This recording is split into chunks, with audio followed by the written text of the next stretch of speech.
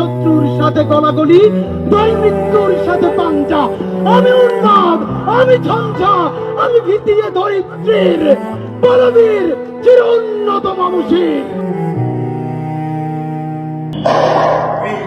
হাদির হত্যায় মূল অভিযুক্ত শুটার ফয়সাল করিম মাসুদকে ঘিরে একের পর এক চাঞ্চল্যকর তথ্য সামনে আসছে। এবার জানা গেল একসময় শোবিজেও কাজ করেছেন তিনি। কিলার নামের একটি নাটকে অভিনয় করেছিলেন এই শুটার।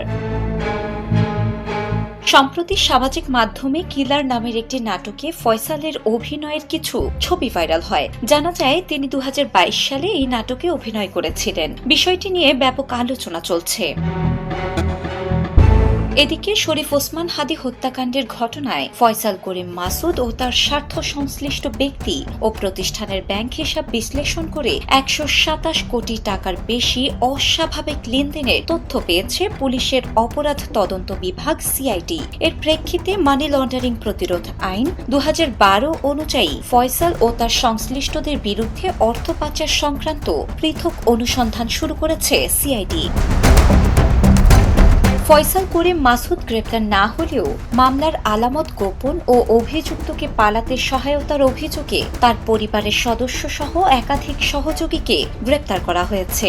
অভিযানে বিভিন্ন ব্যাংকের চেকবই উদ্ধার করা হয়। এসব চেকবইয়ে উল্লেখ থাকা অসম্পূর্ণ লেনদেনের মোট পরিমাণ প্রায় 218 কোটি টাকা। সিআইডি জানায় ইতোমধ্যে অভিযুক্তদের ব্যাংক হিসাবে থাকা প্রায় 65 লাখ টাকা রাষ্ট্রের অনুকূলে বাজেয়াপ্ত করার প্রক্রিয়া শুরু হয়েছে। পাশাপাশি এসব অর্থের উৎস ও হত্যাকাণ্ডের পেছনে কোনো সংঘবদ্ধ নেটওয়ার্ক জড়িত ছিল কি না তা খতিয়ে দেখতে একাধিক তদন্ত দল কাজ করছে। গেল 12 ডিসেম্বর রাজধানীর পুরানা পল্টনের বক্স কালভার্ট রোডে আসন্ন ত্রয়োদশ জাতীয় সংসদ নির্বাচনে ঢাকা 8 আসনের সম্ভাব্য স্বতন্ত্র প্রার্থী ও ইনকিলাব মঞ্চের মুখপাত্র শরীফ ওসমান হাদি দুর্বৃত্তদের গুলিতে গুরুতর আহত হন। পরে উন্নত চিকিৎসার জন্য তাকে সিঙ্গাপুরে নেওয়া হলেও 18 ডিসেম্বর সেখানে মারা যান তিনি। পরে তার মরদেহ দেশে এনে ঢাকায় দাফন করা হয়। শিলা ইসলাম, দ্য নিউজ।